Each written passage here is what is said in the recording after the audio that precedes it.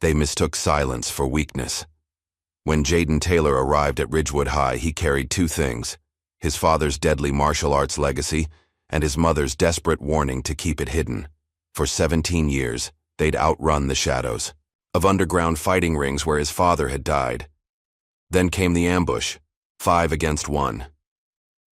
As Ryan Walker's crew surrounded him in that empty parking lot, they saw only a quiet new kid who refused to fight back. They never asked why. Now, as his perfect defense evolves into calculated offense, the truth emerges from behind his calm eyes. Jaden's restraint wasn't cowardice, it was mercy.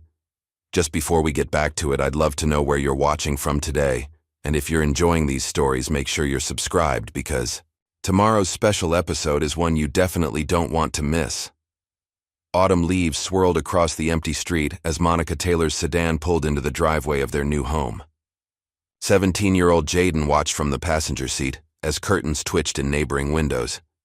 Their arrival wasn't going unnoticed in this quiet suburban neighborhood of Ridgewood. "This is it," Monica said, her smile not quite reaching her eyes. "Our fresh start." Jaden nodded but remained silent.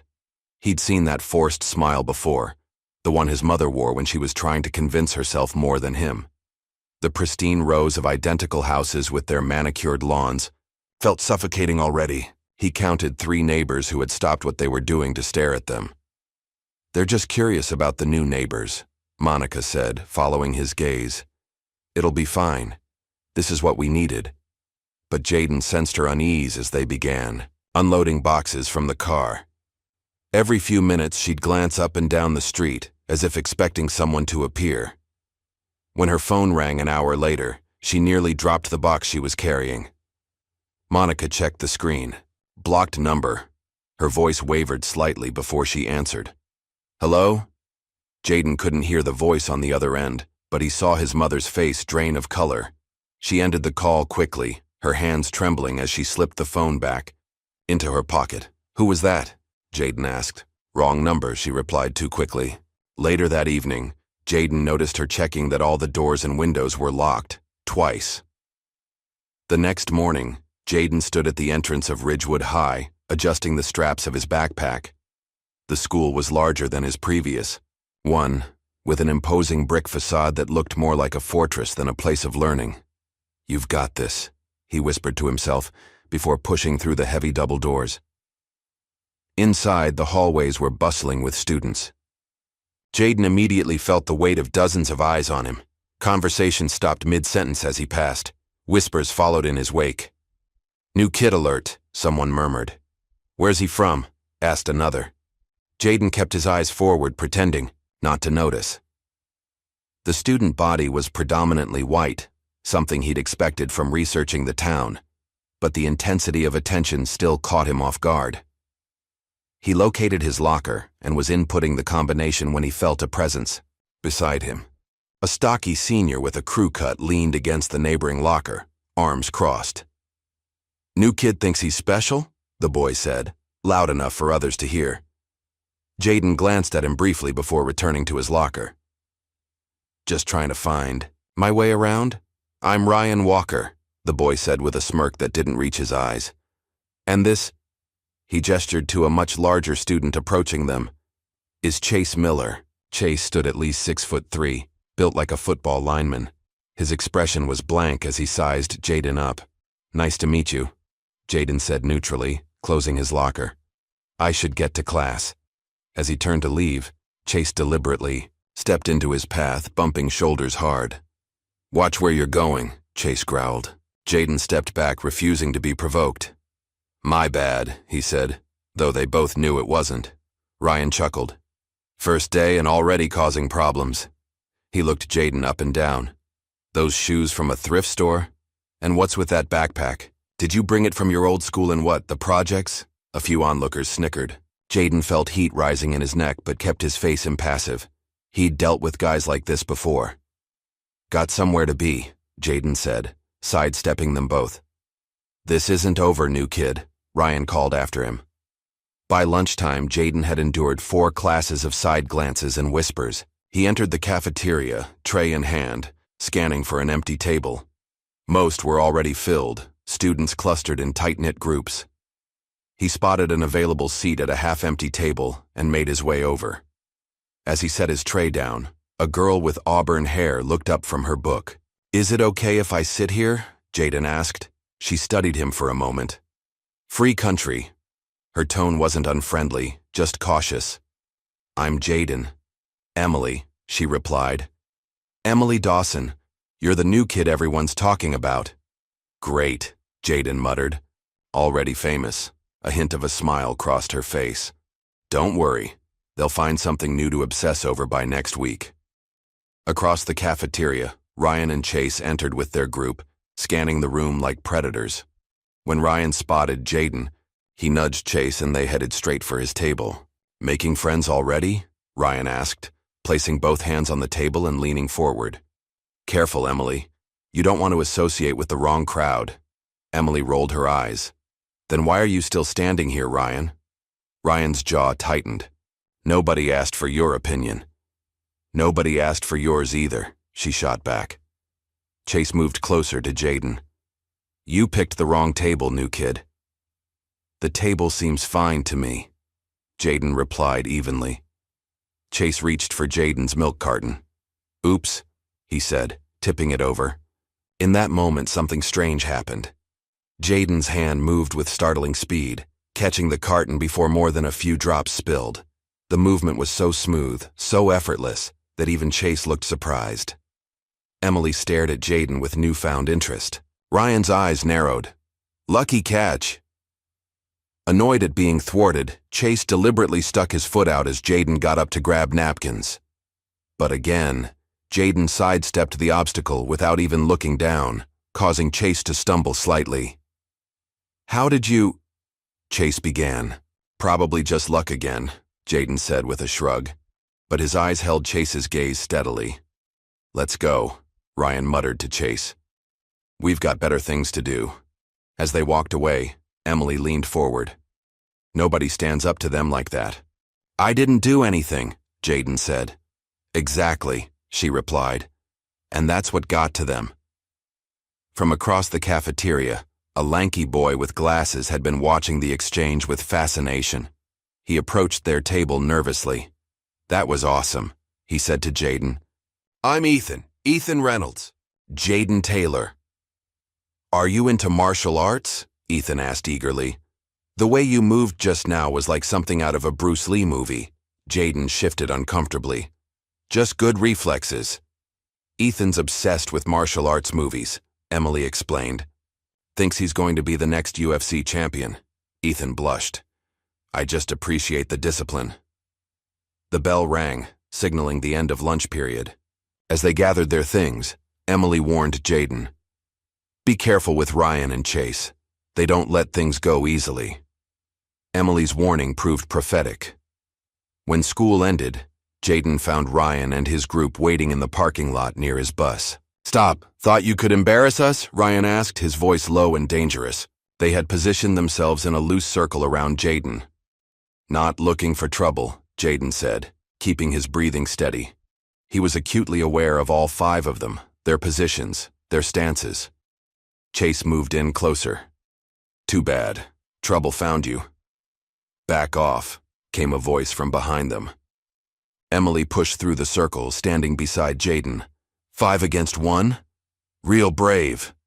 Ryan's face contorted with anger. "Stay out of this, Emily. This isn't your fight." "It's not a fight at all," she retorted. "It's harassment. And if you don't, back off, I'm going straight to Principal Bennett." "You think I'm scared of the principal?" Ryan scoffed, but he took a step back. "You should be more scared of your daddy finding out you got suspended again," Emily replied coldly. Ryan's eyes darkened. "You'll regret getting involved." He looked at Jaden. "Both of you will." With a jerk of his head, he signaled to the others, and they dispersed. "Thanks," Jaden said as they walked toward the bus stop. "Don't thank me yet," Emily replied grimly. "You've just made it onto Ryan Walker's hit list, and his dad's on the school board." That night, Jaden sat at his bedroom window, unable to sleep. The house was quiet except for the occasional creaking of settling wood. Something felt off. A prickling sensation at the back of his neck made him scan the darkness outside. There, a shadow moving between the trees across the street. Jaden slipped downstairs and out the front door, his footsteps silent on the porch. "Hello?" he called softly. The shadow froze, then retreated hastily. Footsteps echoed on pavement, growing fainter. Jaden considered following, but thought better. Of it. Maybe it was just paranoia, the stress of a new school and new bullies. Back in his room, he emptied his backpack to organize his school supplies. A yellowed envelope slipped out from between his notebooks, something he hadn't put there. Inside was a faded photograph of a man in a fighting cage, bloodied but standing victorious, arms raised. The man's face was unmistakable. It was his father, younger but with the same intense eyes Jaden saw in the mirror every day. He turned the photo over. An address was scribbled on the back in handwriting he didn't recognize. Down the street, in a parked sedan with tinted windows, a man lowered a pair of binoculars and picked up his phone. "He's here," the man said into the receiver. "And he's just like his father." The rest of the week passed in a tense calm. Jaden kept to himself, ate lunch with Emily and occasionally Ethan, and avoided Ryan's group when possible. By Friday, Ethan had worked up the courage to invite Jaden to check out the school gym after classes. "They've got decent equipment," Ethan explained as they walked through the double doors into the expansive space. "Not many people use it after school." The gym was mostly empty, with only a few seniors using the weight machines. Jaden spotted a lone punching bag hanging in the corner and gravitated toward it. "You box?" Ethan asked, following him. "A little," Jaden admitted, testing the bag with a light jab. It felt good, familiar. He hadn't realized how much tension he'd been carrying until he felt it draining from his shoulders as he settled into a rhythm. He was so focused that he didn't notice Ryan and Chase entering the gym until they were only a few feet away. "Well, well," Ryan said, loud enough for everyone to hear.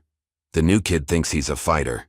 Jaden stepped back from the bag, but kept his hands up, instinctively moving into a guarded stance. "Just getting some exercise," he said. Chase moved forward, his massive frame blocking the exit path. "Let's see what you've got." Without warning, Chase threw a heavy punch aimed at Jaden's face. What happened next stunned everyone watching. Jaden's head tilted just slightly, the punch missing by centimeters. In the same fluid motion, he pivoted away, creating distance between them. Chase looked bewildered. He hadn't expected to miss and certainly hadn't expected Jaden to move with such precision. "What the hell was that?" Ryan demanded. "Lucky dodge," Jaden said. But his eyes told a different story. There had been no panic, no fear, just calculated movement. "That wasn't luck," came a gruff voice from the doorway. An older man with gray hair and a weathered face stepped forward. His navy tracksuit bore the school logo and Coach Harris embroidered on the chest. "You've had training," Coach Harris said to Jaden. "Real training." It wasn't a question. Jaden said nothing, but the coach's penetrating gaze seemed to see straight through him. "Everyone hit the showers," Coach Harris ordered the lingering students. As they filtered out, he approached Jaden. "Be careful who sees what you can do," he said quietly. "This isn't the place for it." "I don't know what you're talking about," Jaden replied. Coach Harris's eyes narrowed. "Yes, you do. And trust me, you don't want the wrong people knowing." With that cryptic warning, he walked away, leaving Jaden and Ethan alone. "That was insane," Ethan whispered, his eyes wide with admiration. "Where did you learn to move like that?" "It's nothing," Jaden insisted, but Ethan wasn't buying it. That was not nothing. That was something I've only seen in professional fighters. Jaden grabbed his bag. "I should get home." The following day, at lunch, Emily seemed unusually quiet. When Jaden asked if something was wrong, she hesitated before answering.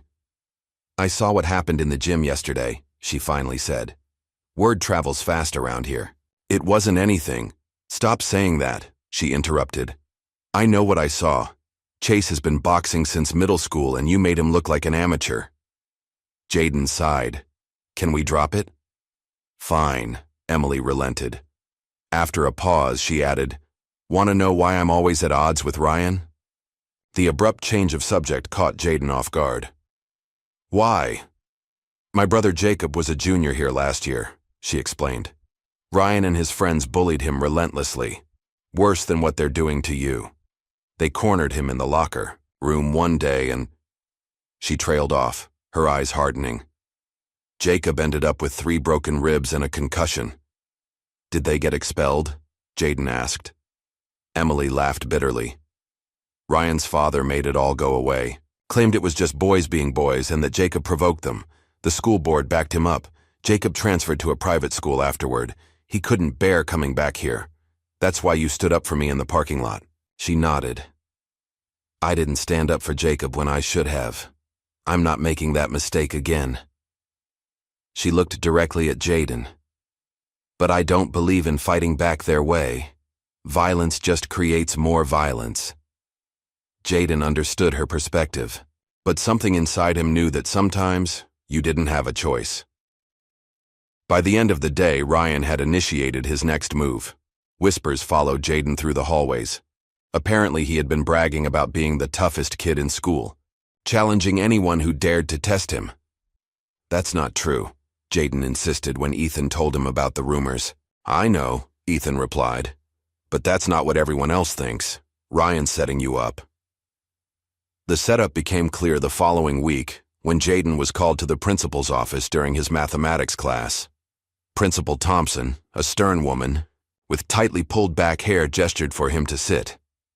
Mr. Taylor, we have a serious issue to discuss. She slid a paper across the desk. This is your trigonometry exam from yesterday.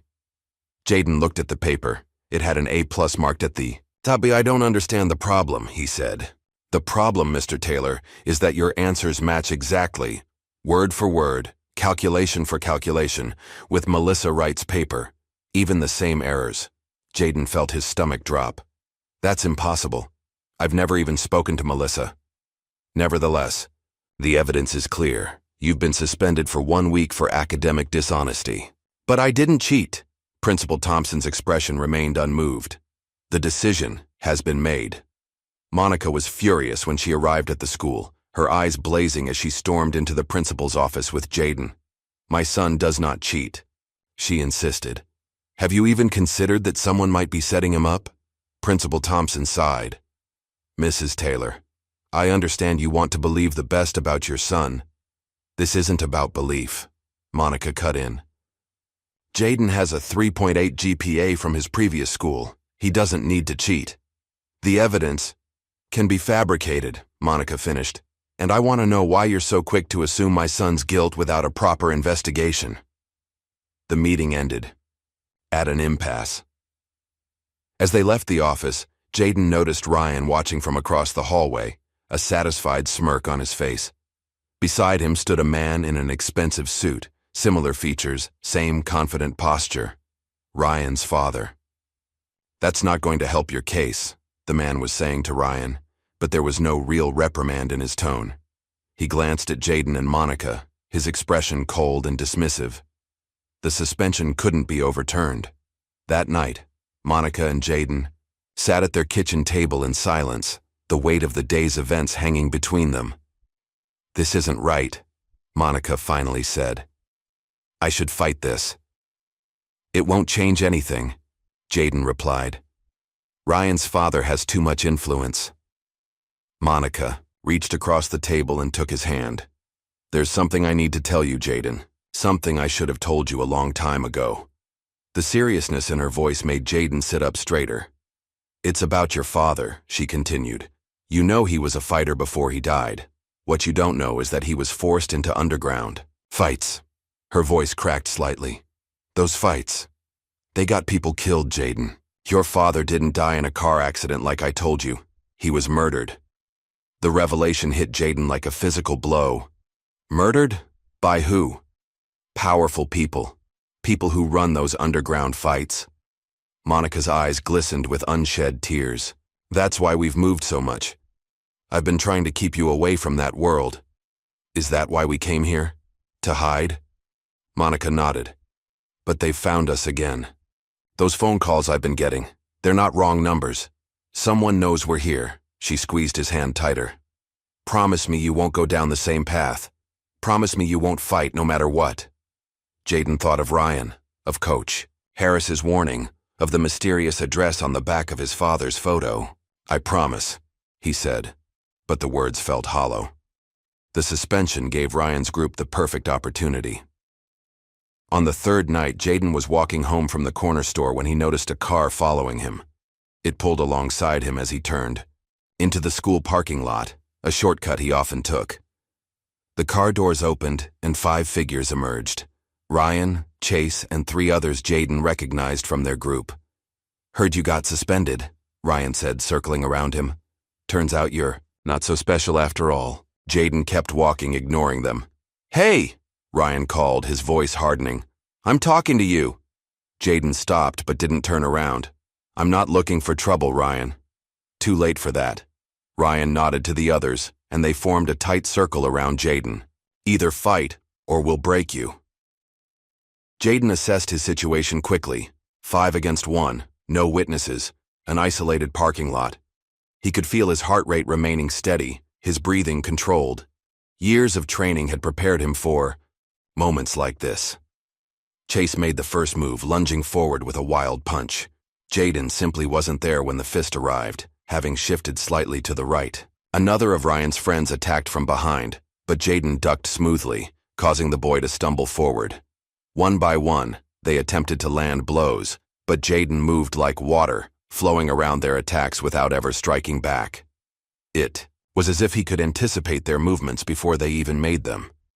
Fight back! Ryan screamed in frustration. Stop dodging and fight! I don't want to fight you, Jaden replied calmly. Coward, Chase growled, charging forward like a bull. Just as the situation was escalating to its breaking point, headlights flooded the parking lot. A car horn blared, and the boys scattered, all except Jaden and Ryan. Coach Harris stepped out of the car. What's going on here? He demanded, though his tone suggested he already knew. Nothing, Ryan muttered, backing away. Just talking. Coach Harris watched him retreat before turning to Jaden.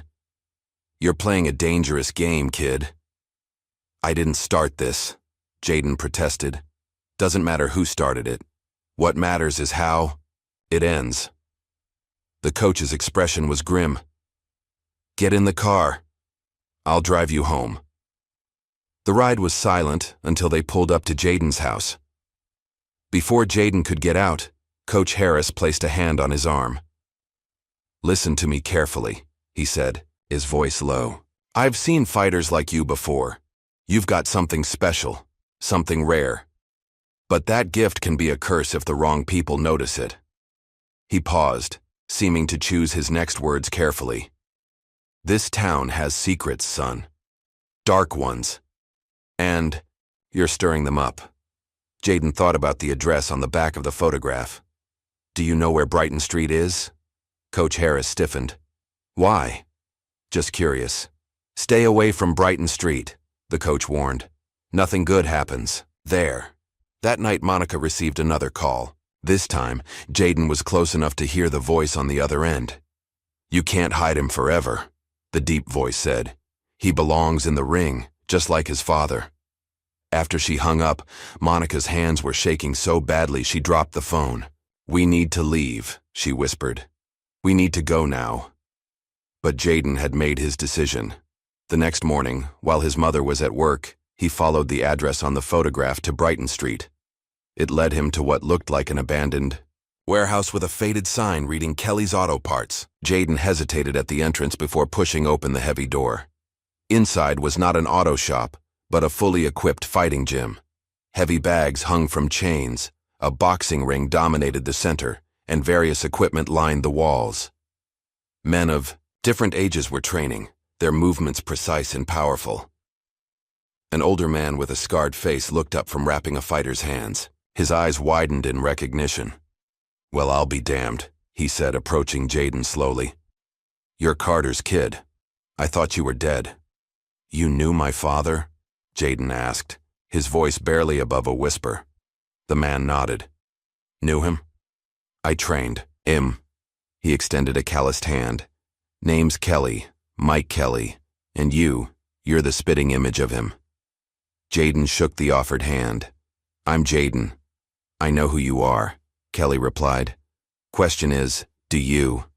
Mike Kelly's underground gym became Jaden's sanctuary over the next few days. While serving his suspension, he'd slip out when Monica was at work, making the 20-minute trek to Brighton Street.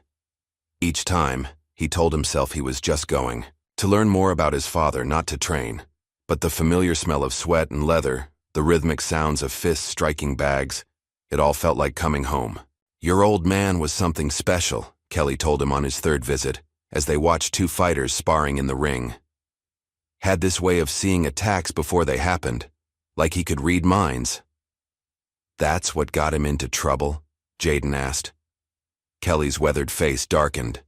Talent like that attracts attention, the wrong kind. He glanced at Jaden. You move just like him, you know that? Jaden didn't respond. The parallels to his father both thrilled and terrified him. He ever mention a man named Victor Kane to you? Kelly asked carefully. No, who is he? Kelly seemed about to answer when his phone rang. He checked the screen and his expression changed. We'll talk about that another time. You should head home. As Jaden left the gym, he couldn't shake the feeling that Kelly was hiding something important from him. Back at Ridgewood High, Ryan Walker was brewing his next move. Jaden's suspension was ending, and the rumors about his fighting abilities had only grown during his absence. We need to settle this once and for all, Ryan told Chase and their group during lunch period. A public fight behind the school. Everyone will be watching. What if he doesn't show? One of them asked. Ryan's smile was cold. He will. Because if he doesn't, everyone will know he's a fraud. By the end of the day, the word had spread through the entire school. The showdown was set for Friday afternoon, and everyone was talking about it. Emily cornered Jaden at his locker his first day back. Tell me you're not going to that stupid fight. How did you even hear about it? Jaden asked. I just got back. Everyone's talking about it. Ryan's made sure of that. Her eyes were pleading. Don't go, Jaden. It's exactly what he wants. If I don't show up, it just confirms what he's saying about me. Who cares what Ryan Walker thinks? Emily threw her hands up in frustration. Fighting him won't solve anything. It'll just make things worse. Later, Ethan caught up with Jaden between classes, his excitement a stark contrast to Emily's concern. Dude, you have to go, he insisted. I've seen what you can do. You could totally take Ryan down. I promised my mom I wouldn't fight, Jaden said. Ethan looked disappointed. Sometimes you have to stand up for yourself, and maybe standing up to Ryan would help others who can't defend themselves. Jaden remained conflicted. Each path seemed to lead to more trouble. That afternoon, he returned to Kelly's gym, hoping for some clarity. But Kelly was deep in conversation with a man Jaden hadn't seen before. They stopped talking when they noticed him. Jaden, Kelly said, his tone more formal than usual. This is an old friend of mine, Jack Harris. Coach Harris? Jaden recognized him immediately. Harris nodded, curtly. We need to talk. They moved to Kelly's office, a small room cluttered with old fight posters and trophies. Harris closed the door behind them. What are you doing here, kid? Harris demanded. I told you to stay away from Brighton Street. I wanted to learn about my father, Jaden replied. Harris exchanged a glance with Kelly. Tell him, he said. Kelly sighed heavily. Your father fought for a man named Victor Kane, most promising fighter Kane ever had. When Carter tried to leave, to start a legitimate career, he trailed off. Kane didn't let him, Harris finished. Who is Victor Kane? Jaden asked again. The kind of man who owns people, Harris said grimly. He runs underground fights all over the state, high stakes, no rules, and he's got connections to people you wouldn't believe, like Ryan's father, Jaden guessed. Harris's head snapped up. What do you know about that? Nothing, just a hunch. Harris studied him. You're too smart for your own good, just like your old man. He leaned forward. Listen to me carefully. Stay away from this fight. Stay away from Ryan Walker. And most importantly, stay away from Victor Kane. I don't even know Victor Kane, Jaden protested. No, Harris agreed. But he knows you. Jaden couldn't sleep. That night, Harris's warning echoing in his mind. Around 2 a.m., he heard the distinct sound of glass breaking downstairs. He crept to his bedroom door, listening carefully. Whispers. Multiple people.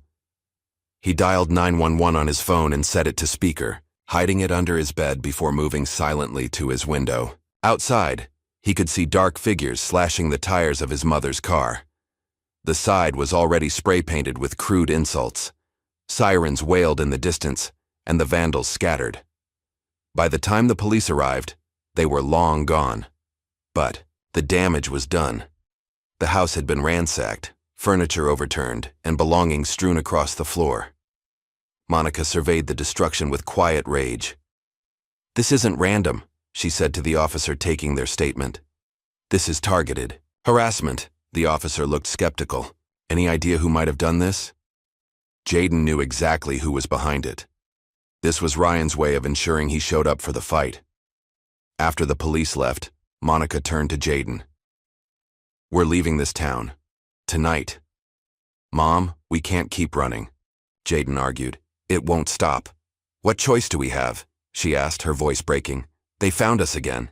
Jaden thought of his father, of Harris's warnings, of the fight waiting for him tomorrow. What if there's another way? By Friday afternoon, the area behind the school was packed with students. Word of the fight had spread beyond Ridgewood High, drawing teenagers from neighboring schools as well. Ryan stood in the center of the makeshift arena, his group flanking him like bodyguards. Emily pushed through the crowd, frantically searching for Jaden. She spotted Ethan and grabbed his arm.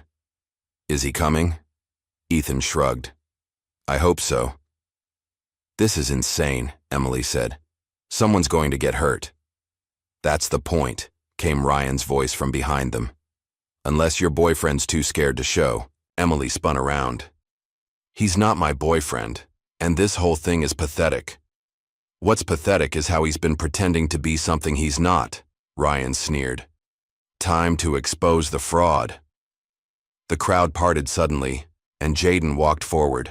A hush fell over the gathered students. He looked calm, focused, as if he'd made peace with whatever was about to happen. You came, Ryan said, genuine surprise in his voice. Let's get this over with, Jaden replied. Ryan gestured to Chase and two other boys, who spread out to form a wider circle. One small change of plans. You don't just fight me, you fight all of us. Murmurs rippled through the crowd. Even some of Ryan's supporters looked uncomfortable with the odds. That wasn't the deal, Jaden said. Ryan smiled. I don't make deals with frauds. In the shadows at the edge of the gathering, Coach Harris watched silently. His expression was grim, but he made no move to intervene. Last chance to walk away, Ryan taunted. Jaden glanced at Emily, who was shaking her head desperately. He looked at Ethan, whose expression was a mix of excitement and fear. Then he turned back to Ryan. I'm not walking away. Chase made the first move, charging forward like a bull. But Jaden was no longer there when the punch arrived. He sidestepped with fluid grace, causing Chase to stumble past him. The second attacker came from the right. Jaden pivoted, using the boy's momentum against him, sending him sprawling to the ground. The crowd gasped collectively. No one had seen Jaden throw a single punch, yet two attackers were already down. Ryan's face contorted with rage. Get him! He screamed at the third boy, who hesitated before lunging forward. What happened next stunned everyone watching. Jaden moved like smoke, impossible to grasp. Each attack was met with precise defensive movements that left his opponents off balance and confused. It was as if he could predict their actions before they made them.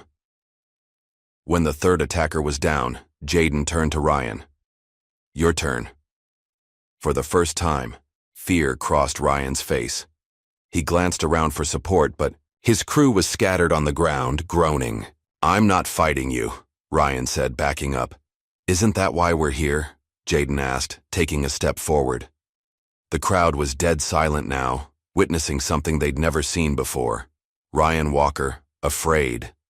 "This isn't over," Ryan spat, turning to leave.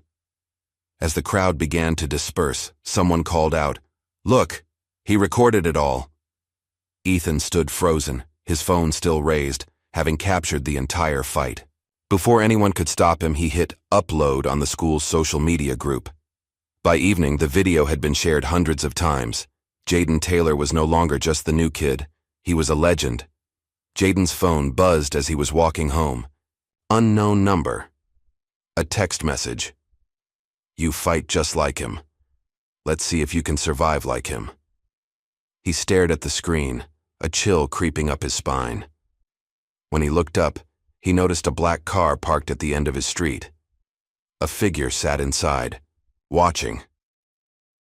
The car started and drove toward him slowly. When it passed, the driver's window rolled down just enough for Jaden to catch a glimpse of the man inside. Well-dressed, with cold eyes that seemed to look right through him. The man made a phone call as he drove away. "It's time," was all he said. The video of Jaden's fight spread like wildfire beyond the school, reaching corners of the internet where people took notice for very different reasons. At Ridgewood High, the atmosphere had shifted dramatically. Students who had ignored Jaden now greeted him in the hallways. Others gave him a wide berth, eyes lowered as he passed. Only Emily seemed genuinely concerned. "This isn't good, Jaden," she warned as they sat in the library during lunch period. "That video has over 20,000 views." "I didn't ask for the attention," Jaden said. "It doesn't matter. You've got it now." She lowered her voice. "Ryan's father called an emergency school board meeting yesterday. I heard they're talking about expelling you." Jaden wasn't surprised. He'd been waiting for the other shoe to drop. Since the fight. Sure enough, by fourth period he was summoned to Principal Thompson's office. This time, she wasn't alone. A severe-looking woman in a tailored suit sat beside her desk, the district superintendent. "Mr. Taylor, this is a very serious situation," Principal Thompson began. "The video circulating online shows you engaged in violent behavior on school grounds." "I was defending myself," Jaden protested. "That's not how it appears," the superintendent cut in. "From what I see, you deliberately humiliated several students using what can only be described as advanced combat training. They ambushed me, 4 against 1. Regardless, we have a zero-tolerance policy for fighting," Principal Thompson said. "You're suspended indefinitely pending a full review by the school board." As Jaden left the office, he saw Monica being escorted in, her face tight with worry. In the hallway outside, Ryan stood with his father, a tall man with graying temples and the same cold, entitled expression as his son. Mr. Walker's eyes followed Jaden as he passed, calculating and dangerous. That afternoon, a black SUV pulled up beside Jaden as he walked home. The back door opened. "Get in," said a voice from inside. "We need to talk."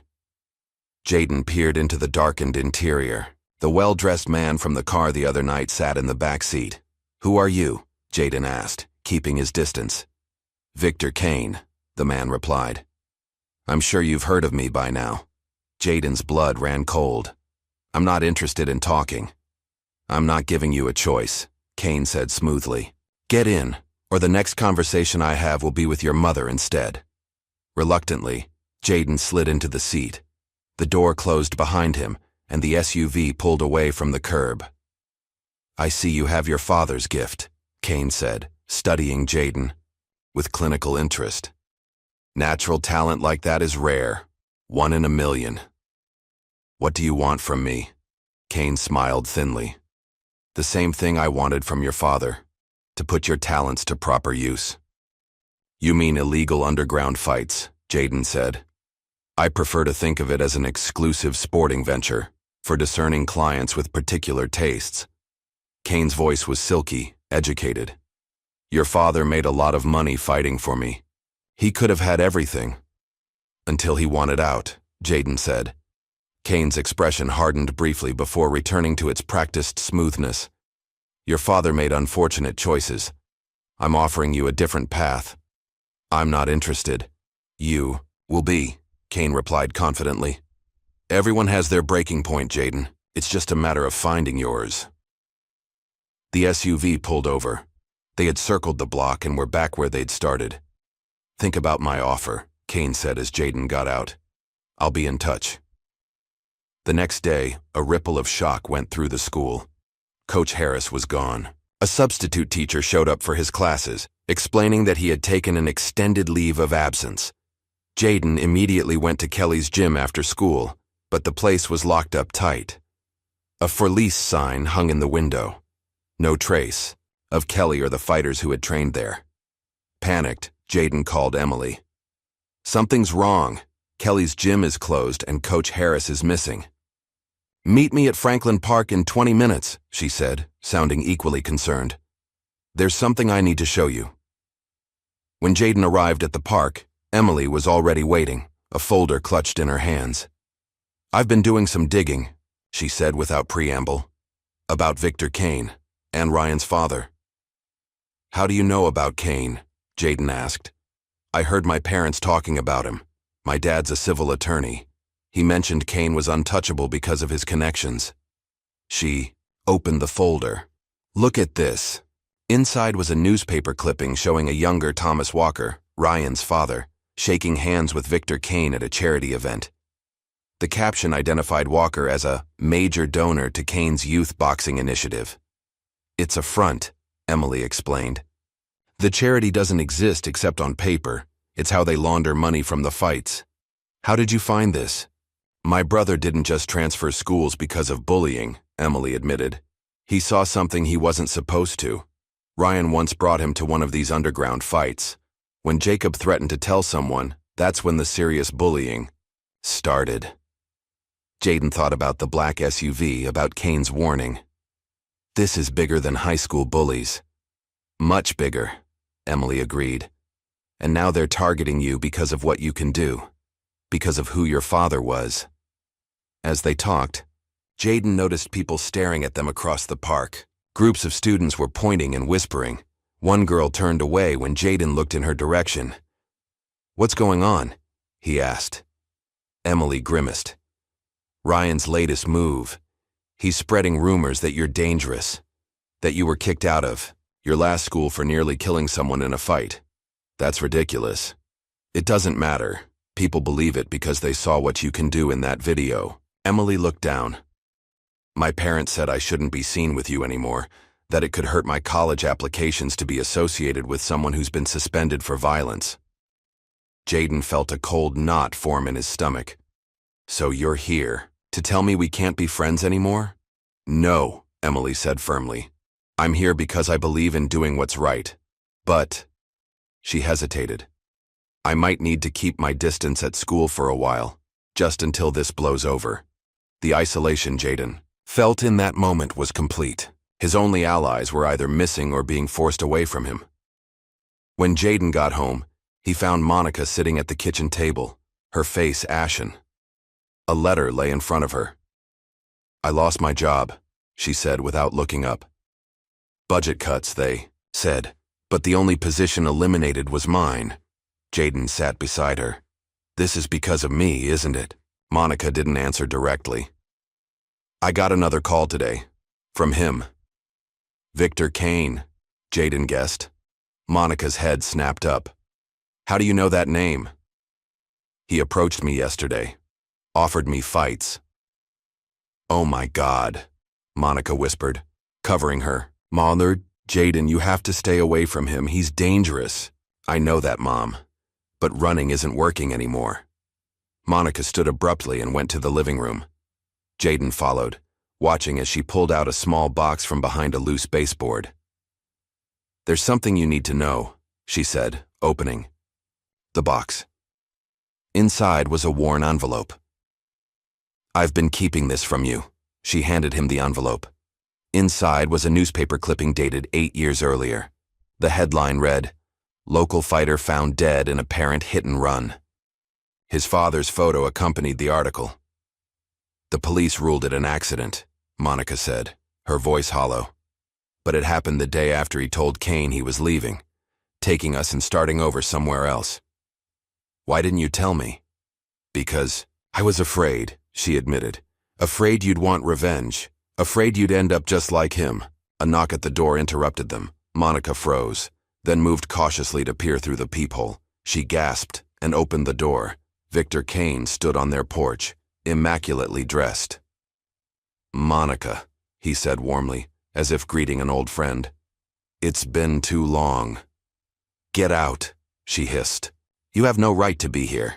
Kane ignored her, his gaze falling on Jayden.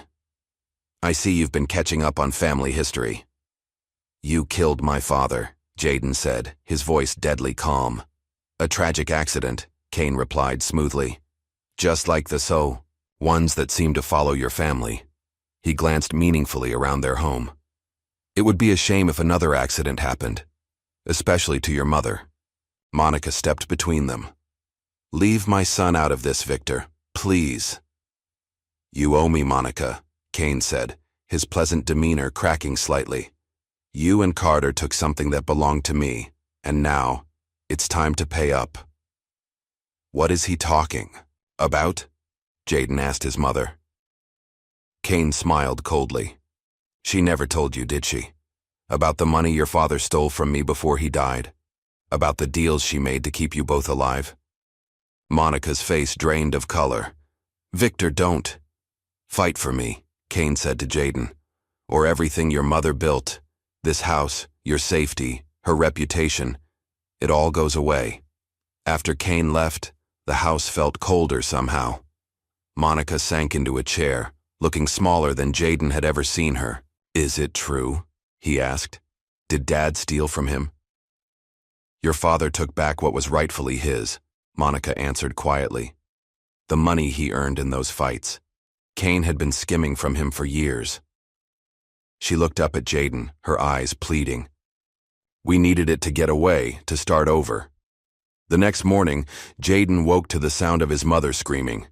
He rushed downstairs to find her standing in the living room, which had been completely destroyed. Furniture was slashed open, electronics smashed, and every framed photo shattered. On the wall, painted in what looked sickeningly like blood, was a message. Fight or lose everything. Jayden stared at the words, something hardening inside him. He pulled out his phone and dialed the number from the text message. I'll do it, he said when Kane answered. I'll fight for you. Excellent, Kane replied. I knew you'd see reason eventually. But I'm doing this my way, Jayden continued. One fight. That clears my family's debt. After that, we're done. Kane chuckled. We'll see about that. Be at the address I'm texting you. Tonight. 8 o'clock. As Jayden hung up, Monica looked at him with tears in her eyes. What have you done? What I had to, Jayden replied. But don't worry. I have a plan. The warehouse loomed before Jayden like a concrete monolith, its windows blacked out and exterior unmarked. Only the steady stream of expensive cars pulling into the adjacent lot indicated this abandoned-looking building was their destination. Monica sat beside him in their car, her knuckles white as she gripped the steering wheel. You don't have to do this, she whispered, her voice breaking. We can still leave, start over somewhere else. Jayden shook his head. They'll just find us again. He checked his phone, 7:45 p.m. I need you to trust me, Mom. I have a plan. What? Plan could possibly work against men like Victor Kane.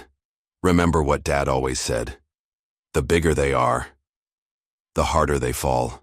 Monica finished, a ghost of a smile crossing her face. You sound just like him. A black SUV pulled up beside them. The window rolled down to reveal Victor Kane's driver. He's waiting inside, the man said. Just the fighter, no spectators until showtime. Monica grabbed Jayden's arm. Promise me. You'll be careful. I promise, Jayden said, giving her hand a reassuring squeeze before stepping out of the car. The driver led him through a side entrance and down a dimly lit corridor. The sounds grew louder as they approached, a crowd chanting, music thumping, the unmistakable noise of combat. They emerged into a cavernous space transformed into a fighting arena. A chain-link cage stood at the center, surrounded by tiered seating filled with well-dressed spectators drinking from champagne flutes. Victor Kane waited near the fighter's entrance, impeccable in his tailored suit. "Right on time," he said, appraising Jaden coldly. "Follow me." He led Jaden to a small locker room where a man was wrapping another fighter's hands. The other fighter was enormous, at least 6'6" and built like a heavyweight boxer, with scarred knuckles and a broken nose that had healed crooked. "Jaden, meet Dominic," Kane said. "Your opponent tonight." Dominic barely glanced at Jaden, his expression blank and professional. "He's twice my size," Jaden said. Kane smiled thinly. "That's what makes it interesting for my clients. They don't pay to see fair fights." He gestured to a man who approached with hand wraps. "Get ready. You're on in 20 minutes. As the man wrapped his hands, Jaden scanned the room, memorizing exits, noting security positions. His heart rate remained steady despite the circumstances. Years of training had prepared him for moments like this, though never in a setting so brutal. "First time in the cage?" the man wrapping his hands asked quietly. Jaden nodded. "Word of advice: when you go down, stay down. Guys like Dominic don't stop until they're made to stop." "Thanks," Jaden replied, though he had no intention of staying down. A handler came to escort him to the cage. As Jaden walked the narrow path between spectators, he felt their eyes appraising him like meat at a market. These weren't ordinary fight fans. They were predators looking for blood. Their expressions ranged from amused to dismissive as they saw his size compared to Dominic's. In the front row, Jaden spotted a familiar face. Coach Harris, sporting a black eye and split lip. Their eyes met briefly. Harris gave an almost imperceptible nod as if to say, "Be ready." Victor Kane stepped into the center of the cage with a microphone. "Ladies and gentlemen, tonight we have a special treat, a legacy match." He gestured toward Jaden. "Some of you may remember Carter Taylor, one of our most promising fighters years ago. Tonight, his son makes his debut." Murmurs rippled through the crowd. Some of the older spectators leaned forward with renewed interest. "Opposing him," Kane continued, "a fighter with 15 wins, no losses. The demolisher, Dominic Reed." The crowd roared as Dominic entered the cage, rolling his massive shoulders. The referee, if the armed thug in the cage could be called that, explained. The rules quickly. No eye gouging, no groin strikes, everything else was fair game. Fight until one man couldn't continue. The bell rang, and Dominic charged immediately, looking to end the fight in seconds. Jaden slipped the attack with fluid movement, causing Dominic to crash into the cage wall. The big man turned, rage building in his eyes, and unleashed a barrage of heavy punches. Each one missed by millimeters as Jaden weaved, ducked, and pivoted. 2 minutes in, Dominic was already breathing heavily, frustration evident on his face. He'd yet to land a single clean blow. The crowd, initially enthusiastic, grew restless. "Fight back!" someone shouted. "This isn't a dancing competition," yelled another. Kane watched from ringside, his expression darkening. This wasn't the spectacle he'd promised his clients. Jaden maintained his defensive strategy, studying Dominic's patterns. The big man was powerful but predictable, telegraphing his moves with subtle tells, a slight shift of weight, a tightening around the eyes before a right hook. 5 minutes in, Dominic caught Jaden with a glancing blow that sent him reeling against the cage. The crowd leapt to their feet, sensing blood. Dominic pressed his advantage, trapping Jaden against the chain link and unleashing a knee to the midsection that drove the air from his lungs. For the first time, Jaden felt fear creeping in. This wasn't a high school bully. This was a trained killer who fought without rules or mercy. As Dominic drew back for a finishing blow, Jaden spotted something in the crowd beyond the cage. Ethan Reynolds, his eyes wide with horror, being escorted by 2 of Kane's men. What was Ethan doing here?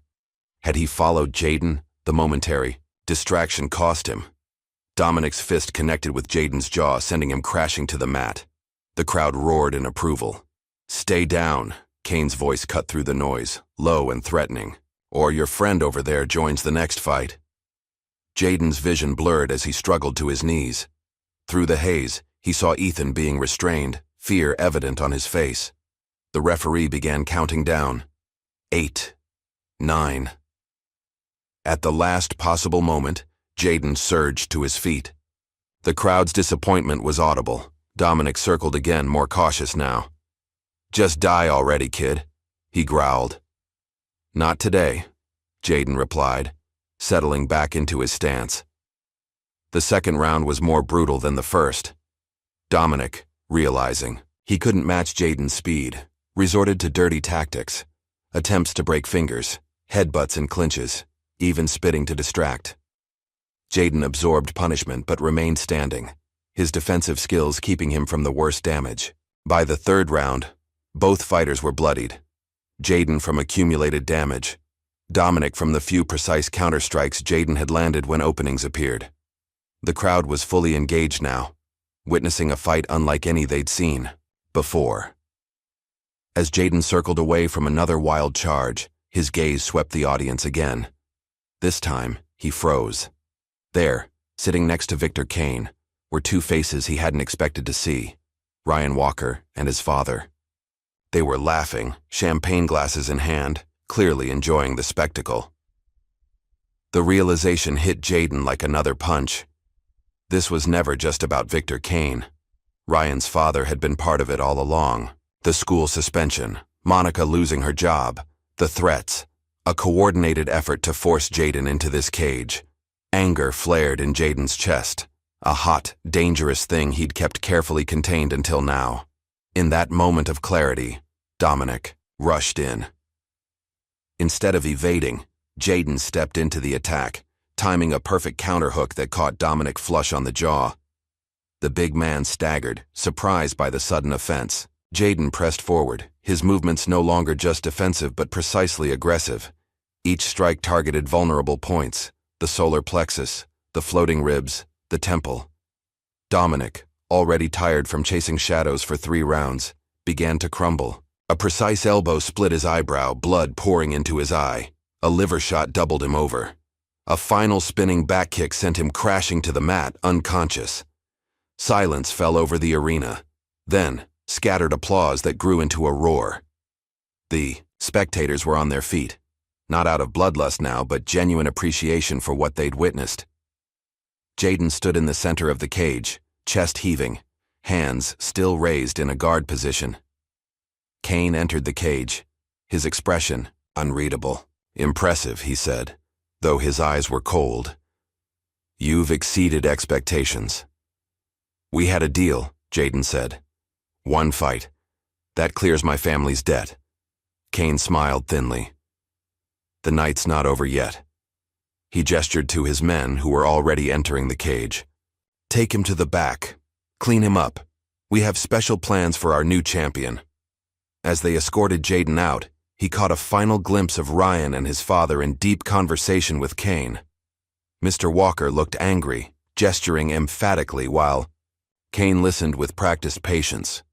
In the back room, a medic tended to Jayden's cuts while guards stood watch. Through the thin walls, he could hear Kane announcing the next match. Then, unexpectedly, a commotion, raised voices, the sound of something heavy falling. The door burst open. Coach Harris stood there, breathing heavily. "We need to move now." "What's happening?" Jayden asked as Harris cut the zip ties binding his wrists. "Kane's setting you up for a fall," Harris explained, checking the hallway. "Walker's been grooming his son for years to be Kane's new starfighter. You just stole his spotlight. Ryan, he's fighting for Kane? Not just fighting. He's the face of a new league they're planning. Legitimate sponsors, television deals, all built on underground credibility. But you're the real deal, and that threatens everything." Harris handed Jayden his phone. "Your friend Emily sent this. She's been digging." On the screen was a news article outlining Thomas Walker's new sports entertainment venture, with his son Ryan featured prominently as its breakout star. "They need you gone," Harris continued. "The next fight isn't a fight, it's an execution." "What about Ethan?" "They have him somewhere." "The skinny kid with glasses?" "He's the reason I'm here." He recorded everything on his phone before they caught him. "Sent it to your friend Emily before they took it." A shout from the hallway interrupted them. Check the back rooms, the fighter's missing. Time's up, Harris said. Follow me. They slipped out a service door into a maze of back corridors. Ahead, Jayden could see an exit sign glowing red in the darkness. Behind them, footsteps and angry voices grew closer. Go, Harris urged. I'll hold them off. I can't leave you. This isn't up for debate, son. I owe your father this much. Harris pushed him toward the exit. Find Emily. She has the evidence.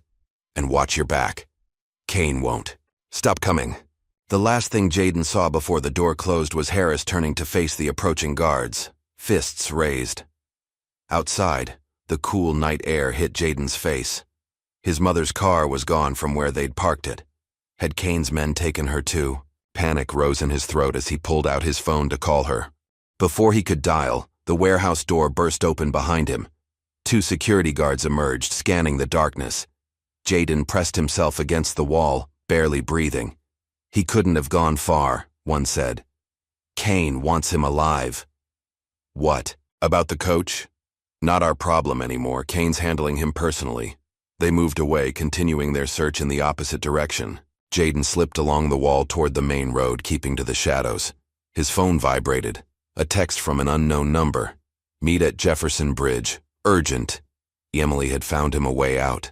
As he hurried through the darkness, one thought burned in his mind. This was far from over. Kane and Walker had taken everything from him, his reputation, his mother's job, his safety. Now they had Coach Harris and possibly Ethan. The final fight was yet to come, and this time, Jayden would be ready. By Monday morning, Ridgewood High was buzzing with a new development. Someone had anonymously posted footage of the underground fight online, and it had spread through the student body like wildfire.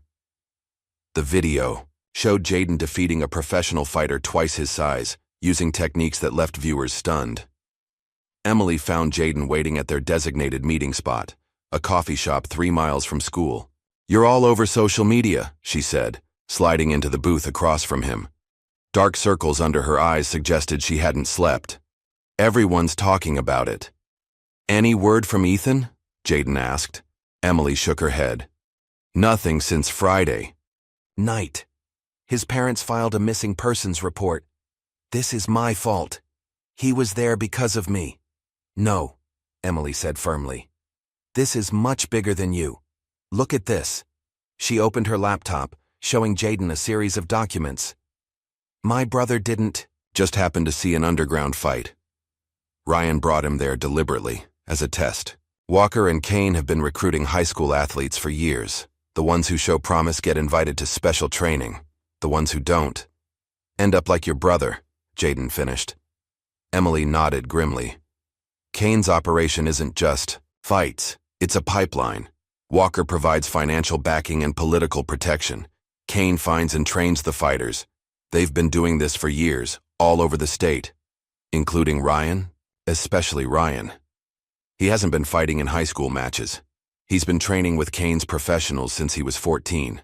His father has been grooming him to be the public face of their new venture, a legitimate fighting promotion, built on the backs of exploited teenagers. Jayden absorbed this information, the pieces falling into place. That's why they targeted me. I'm a threat to their narrative. Exactly. Ryan was supposed to be their unbeatable prodigy. Then you showed up with no formal training and made him look ordinary. Emily's expression darkened. There's something else. Kane announced a special event for next weekend, invitation only. The main event is you versus Ryan. But I never agreed to that. It doesn't matter. He's advertising it as the fight of the century. Winner gets everything. A professional contract, training, sponsorships. She hesitated. The promotional materials don't mention what happens to the loser. Jayden's phone buzzed, a text from his mother. They took the house. Don't come home. Meet me at Aunt Louise's. They're closing in, he said, showing Emily the message. We need to move fast. There's one more thing you should know, Emily said, lowering her voice. Coach Harris contacted me last night. He's hiding out at a motel on the edge of town. He says he has something that could bring Kane down. but he needs your help. Coach Harris's motel room was sparse and dimly lit. The coach himself looked worse than when Jayden had last seen him at the warehouse. Fresh bruises darkened his face, and his right arm was in a makeshift sling. "They worked me over pretty good," Harris explained, noting Jayden's concerned expression. "But I've had worse." "What happened to you after I left?" "Kane's men caught me. Would have been the end if your friend hadn't created a distraction." Harris gestured to the corner where Ethan sat with his laptop, typing furiously. "Ethan?" Jayden exclaimed. "You're okay." "Mostly," Ethan replied, showing a bandaged hand. "They broke 2 fingers before I got away." "How did you escape?" "Coach Harris happened," Ethan said with admiration. "He came out of nowhere, took down 3 guys. We ran for it during the chaos." Harris waved off the praise. "The important thing is we got this." He pointed to Ethan's screen. "Tell him." "I've been compiling everything," Ethan explained. "The fight footage, financial records Emily found, testimonies from other fighters Kane exploited. It's enough to launch an investigation, but not enough to guarantee Kane and Walker go down.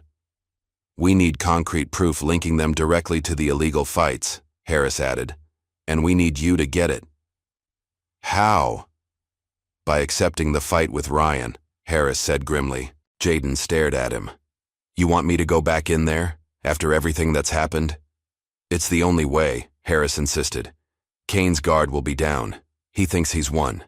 That you'll do anything to protect your mother and clear your father's name." He leaned forward. "I trained your father, Jayden. Not just at school, I was his real coach before Kane got his hooks into him. You never told me that. Couldn't risk it. But Carter was the best I'd ever seen. Until you." Harris's eyes were intense. "You have his gift, but you also have something he didn't. People willing to help you." Harris outlined the plan. Emily would continue gathering evidence and coordinating with a journalist contact. Ethan would handle the technical aspects, ensuring everything was recorded and securely backed up. Jayden would agree to the fight, getting close enough to obtain the final piece of evidence they needed, a recorded confession from Kane himself. "It's dangerous," Harris warned. "Ryan isn't like the fighters you've faced before. He's been training specifically to counter your style." "What do you mean?" "Kane has had people studying your movements since your first day at school. Why do you think Ryan and his crew kept testing you? They were gathering data." The revelation sent a chill through Jayden. Every confrontation, every hallway encounter, they had been analyzing him all along. "Then I need to show them something they haven't seen," Jayden said. For the next 5 days, Jayden trained with Harris in the abandoned warehouse where they'd set up a temporary base. The training was unlike anything he'd experienced before, focusing, not on defense as he'd always practiced, but on aggressive counter techniques his father had developed. Carter created these moves specifically to defeat Kane's fighters, Harris explained as they worked. Techniques that use an opponent's aggression against them. He never got to use them in his last fight. Jayden absorbed everything, pushing past his limits. Each night, he collapsed exhausted onto a thin mattress in the corner of the warehouse. Each morning, he rose before dawn to begin again. On the 4th day, Emily arrived with news. Ryan's training has intensified. His father's brought in specialists, former MMA champions, Olympic wrestlers. They're determined to make this his crowning moment. "Good," Jayden said, wrapping his hands. "Let them get overconfident." On the final night before the fight, Monica visited the warehouse. She'd been staying with her sister in a neighboring town, kept informed but distanced for her safety. "I should have told you everything years ago," she said as they sat alone. "About your father's real work, about Kane, about why we kept moving." "You were protecting me," Jayden said. "I understand that now. Your father wanted to give you a choice he never had, to live free from that world." She squeezed his hand. "But I see now that running only delayed the inevitable. You're too much like him, too gifted to stay hidden forever. After tomorrow, it'll be over, one way or another." Monica's eyes were worried. "Promise me you'll be careful. These men, they don't play by any rules." "That's why we're going to win," Jayden replied, "because neither do we anymore." The venue for the final fight was larger, more polished than the warehouse. a converted theater with stadium seating circling a professional octagon cage. Security was tight, with armed guards checking every attendee against a guest list. The crowd was a mix of underground fight enthusiasts and legitimate sports figures, drawn by the whispered promise of witnessing something extraordinary. In the locker room, Kane personally supervised Jaden's preparation. "A lot of important people are here tonight," he said, watching as Jaden's hands were wrapped. "People who can make or break careers." "I'm not interested in a career," Jaden replied. "Just fulfilling our deal." Kane laughed. "Still holding on to that illusion?" "There is no deal, boy. There's only what I decide happens next." He leaned closer. "Your father thought he could leave too. Look how that turned out." Jaden kept his expression neutral, though his heart hammered. The wire taped to his chest felt suddenly obvious, though it was carefully concealed beneath layers of athletic tape. Across the venue, in another locker room, Ryan Walker was receiving final instructions from his father and a team of trainers. Through Emily's surveillance, they'd learned Ryan had been on an intense training and supplement regimen, some of it likely illegal, to prepare for this fight. When Jaden entered the arena, the crowd's reaction was mixed. Some cheers, some boos. He scanned the audience, noting the positions of his allies. Emily was near a fire exit, disguised with glasses and a wig. Ethan had gained access as part of the technical crew, responsible for the venue's video feed. Coach Harris remained hidden, monitoring everything from a van parked outside, ready to move if things went wrong. The announcer's voice boomed through the speakers. "Ladies and gentlemen, the moment you've all been waiting for. Tonight's main event. Two undefeated prodigies collide." Ryan entered from the opposite side, his entrance accompanied by dramatic music and lighting effects. He looked different, harder, more defined, his eyes cold and focused. This wasn't the high school bully Jaden had known. This was a fighter molded by professionals, designed to destroy.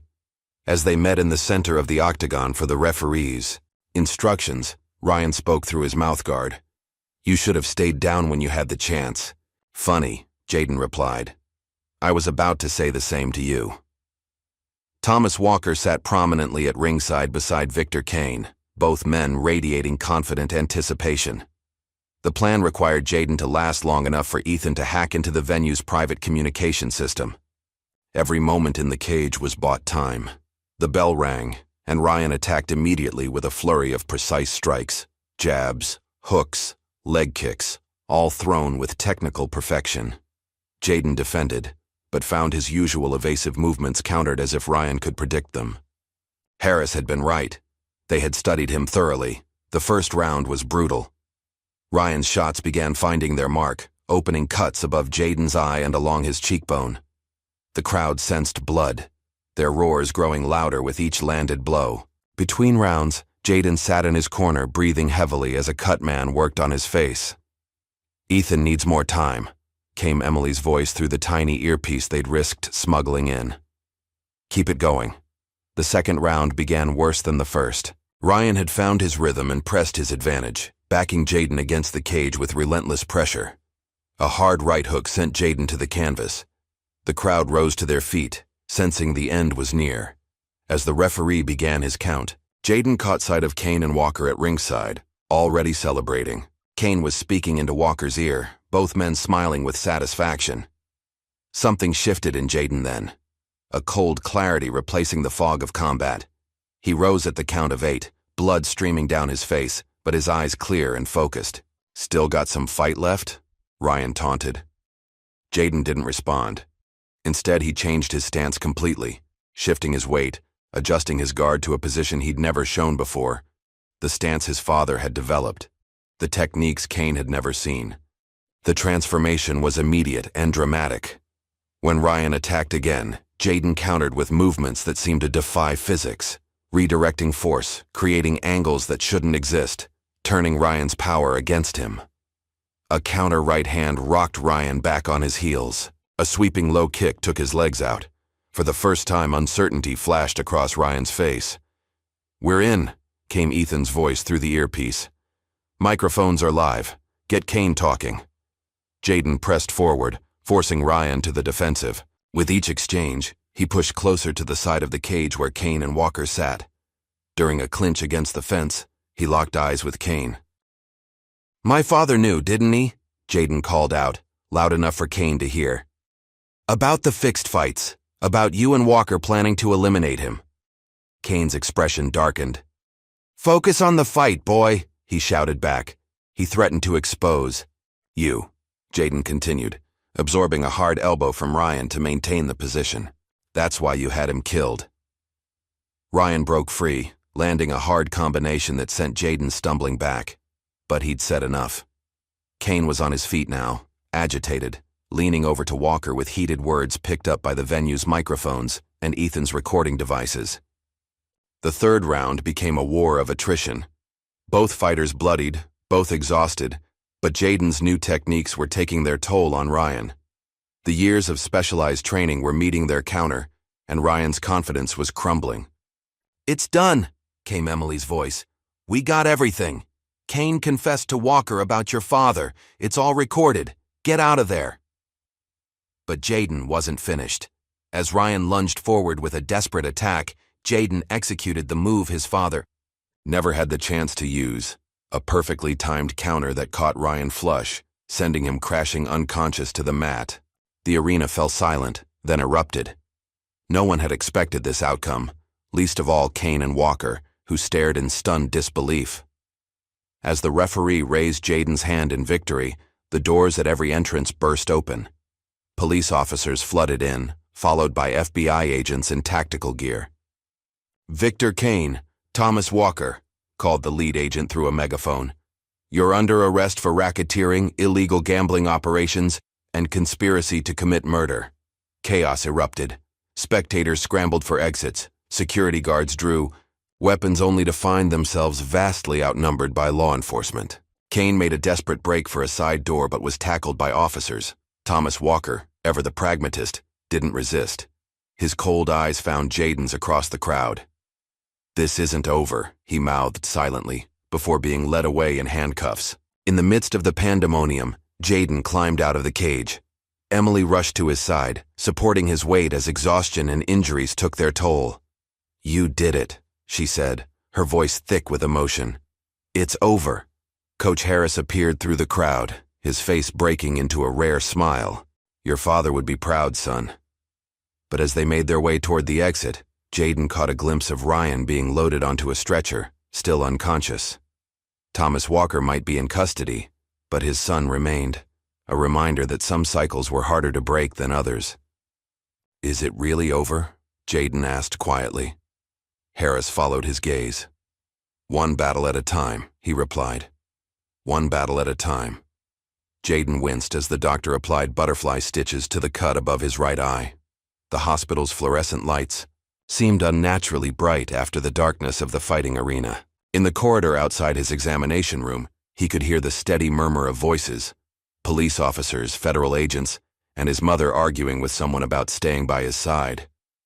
"You're lucky," the doctor said, stepping back to examine her handiwork.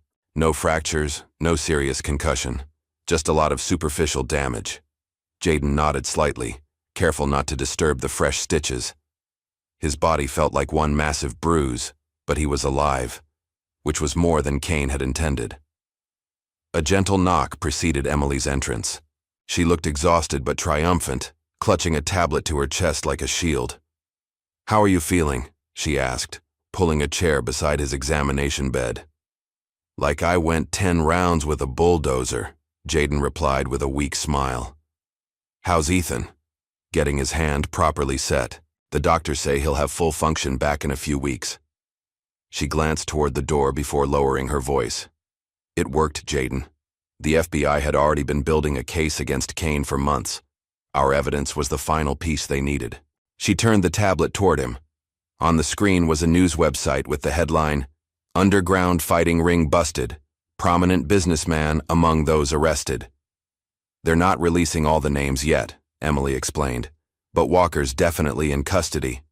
His lawyer's already trying to negotiate a deal for reduced charges in exchange for information on Kane's other operations."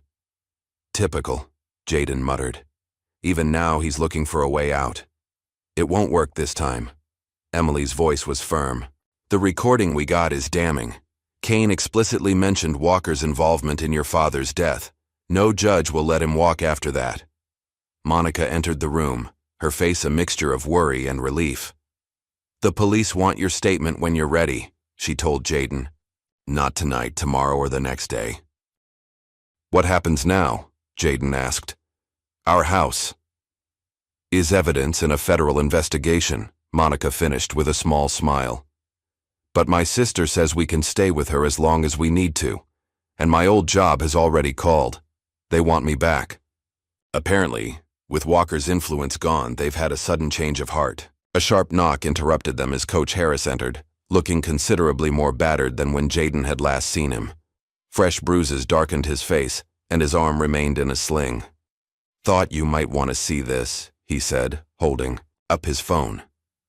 On the screen was a live news broadcast showing Victor Kane being led into a police station in handcuffs, his usually immaculate appearance disheveled, his expression murderous. They're running the full story tomorrow, Harris continued. Kane's empire is crumbling by the hour. Financial records, fight locations, payoffs to officials, it's all coming out. What about Ryan? Jayden asked. A shadow crossed Harris's face. Released from the hospital an hour ago. His father pulled some final strings before they took him away. The kid's been sent to some fancy boarding school in Switzerland, effective immediately. So he just gets away with everything? Emily's voice was indignant. Not exactly, Harris replied. The school is more of a forced exile, part of Walker's desperate attempt to distance his son from the scandal. Ryan's fighting career is over before it really began. Jayden absorbed this information with mixed feelings.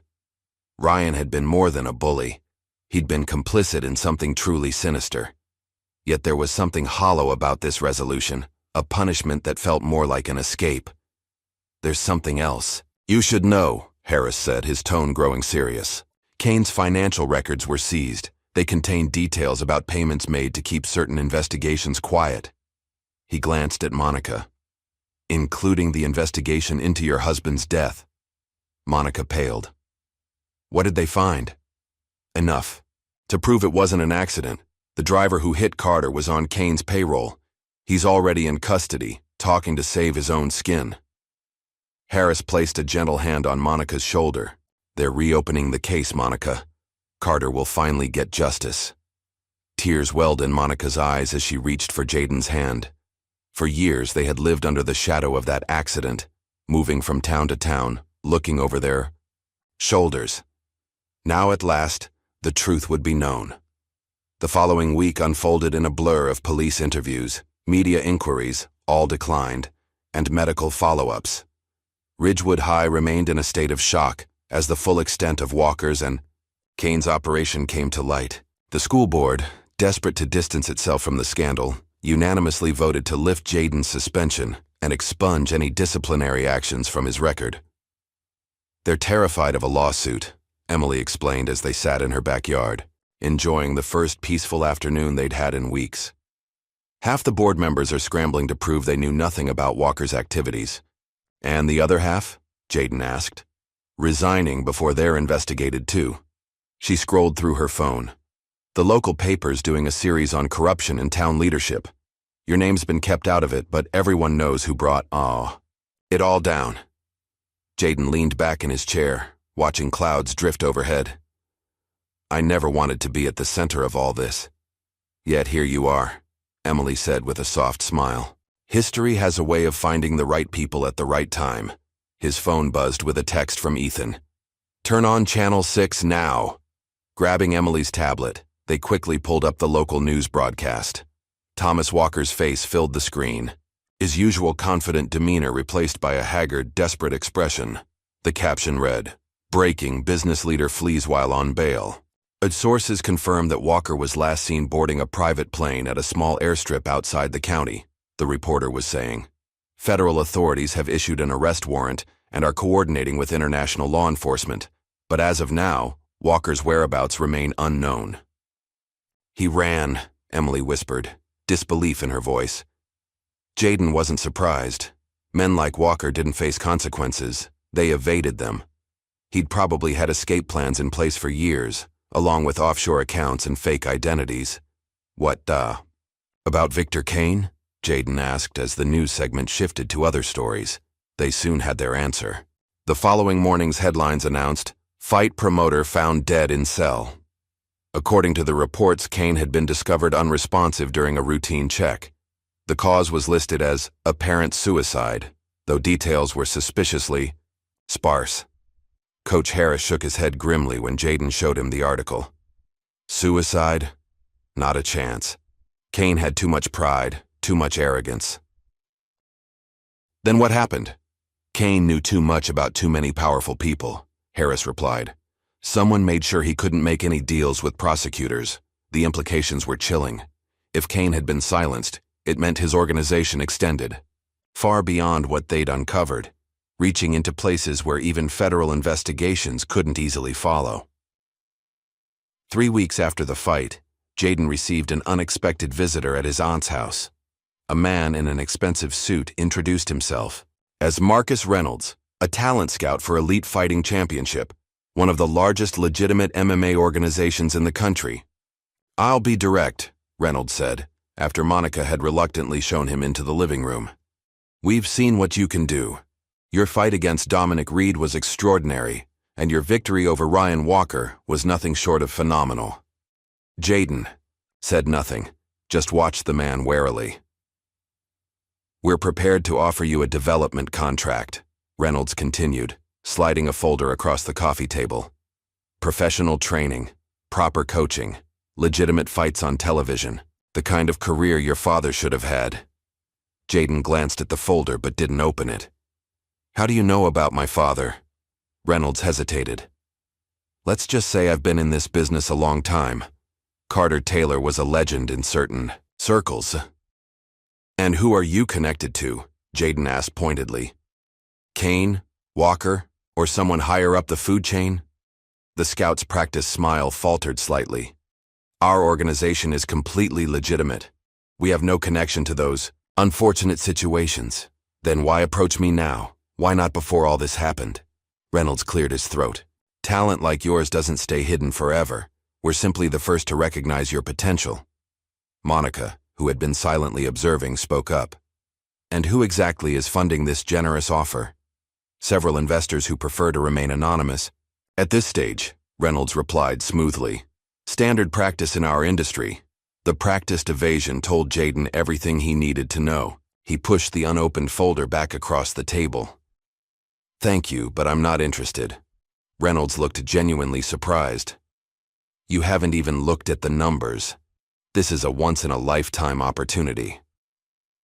"It's the same opportunity that got my father killed," Jaden said evenly. "Different packaging, same product." After Reynolds left, Monica studied her son with a mixture of pride and concern. "Are you sure about that decision? It could have been legitimate."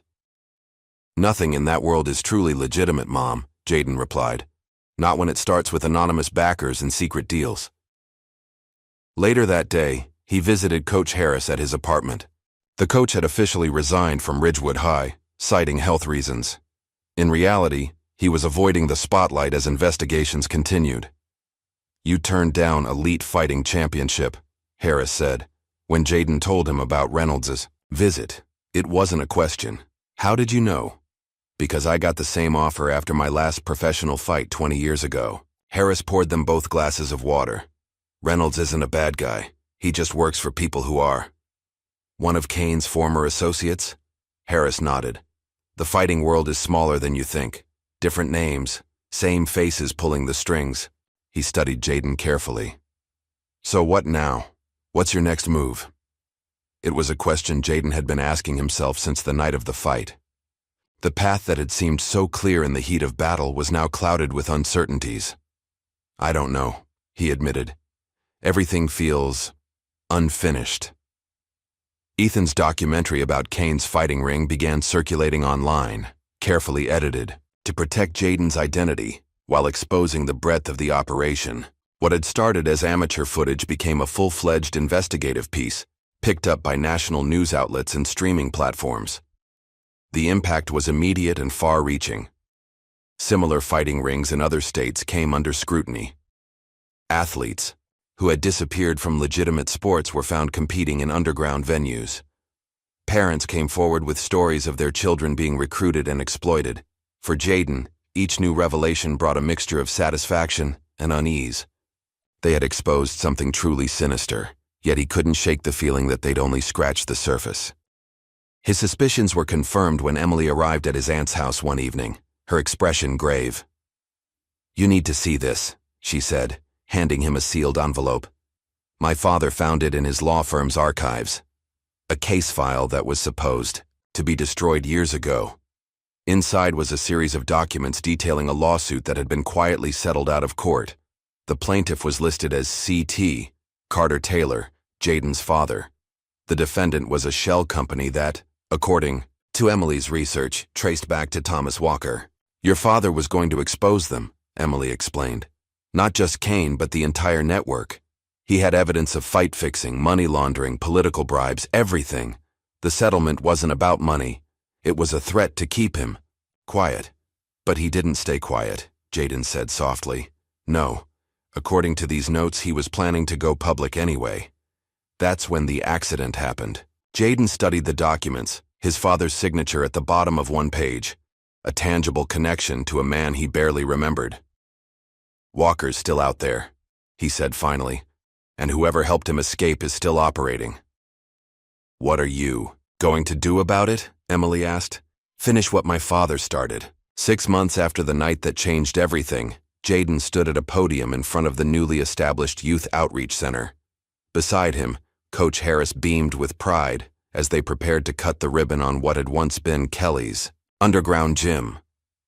"From this day forward," Jayden announced to the gathered crowd, "this space will serve as a sanctuary for young people seeking purpose, discipline, and community through martial arts and mentorship." The journey to this moment had been complex. Using funds from the civil settlement against Kane's seized assets, Jayden and Harris had purchased the abandoned building, transforming it from a den of exploitation into a beacon of hope. Behind the podium, Ethan worked a professional camera, documenting the center's opening for his ongoing project, which had evolved from an expose into a powerful narrative about redemption and justice. His documentary had already won awards at several film festivals and sparked investigations in 3 states. Emily stood in the front row, her proud smile mirroring her brother Jacob's. After years of hiding from his trauma, Jacob had found purpose, working with other young people who had been targeted by predators like Kane and Walker. Monica watched from the side, her eyes glistening.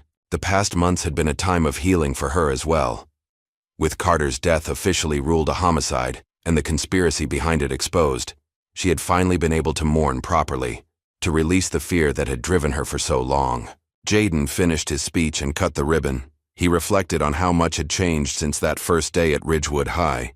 He had entered as an outsider, determined to keep his head down and his skills hidden. Now he stood as someone who had not only embraced his abilities, but had found a way to use them for something greater than himself. The ceremony complete, Jayden mingled with community members and reporters, answering questions about the center's programs and mission.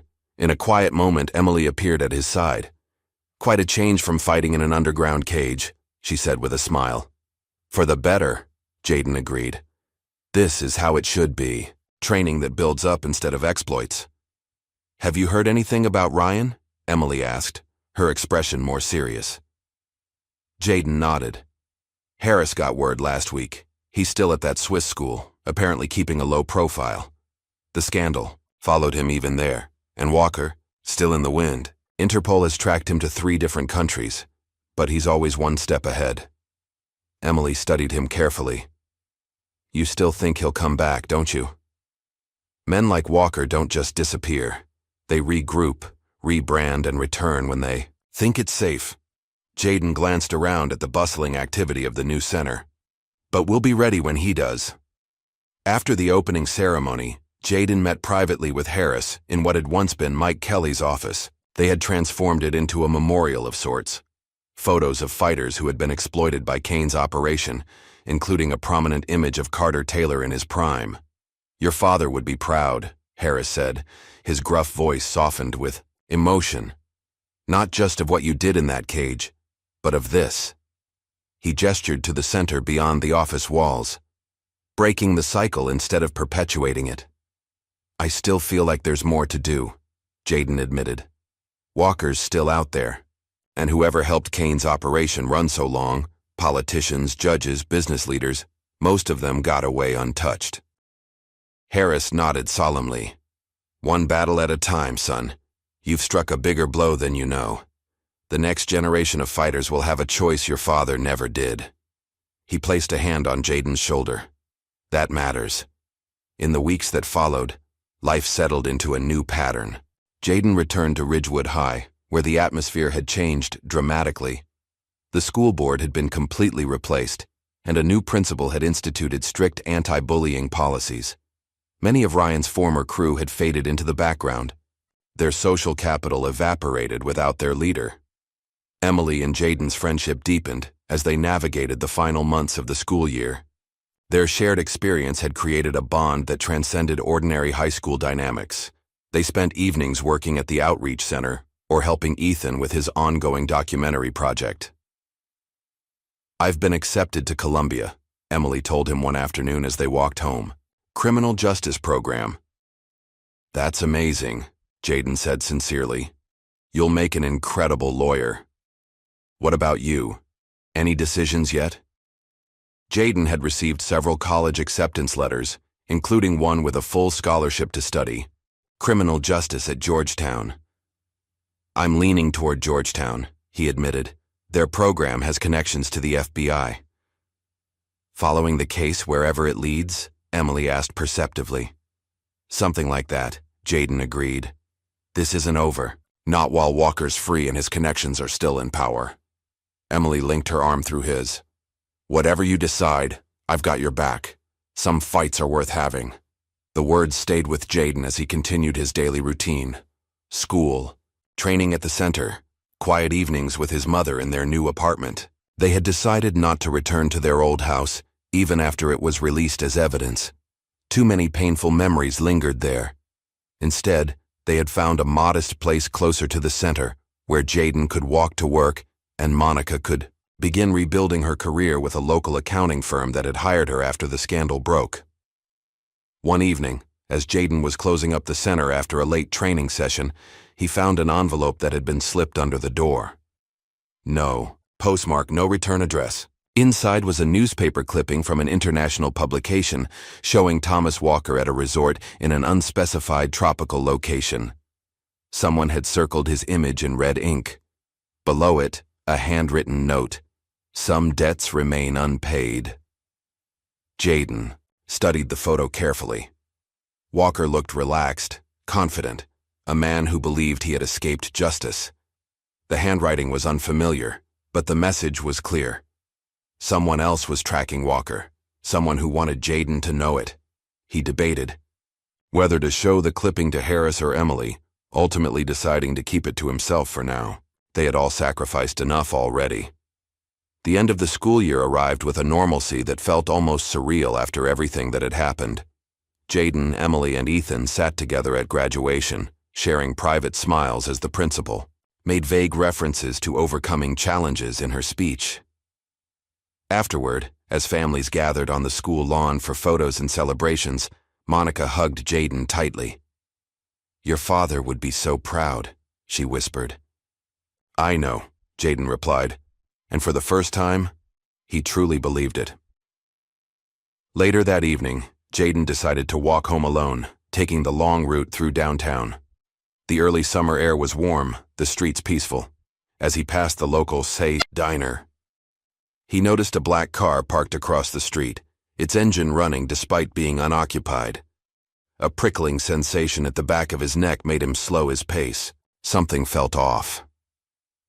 The car door opened, and a man stepped out, middle-aged, expensively dressed, with an air of quiet authority. There was something vaguely familiar about him, though Jaden was certain they had never met.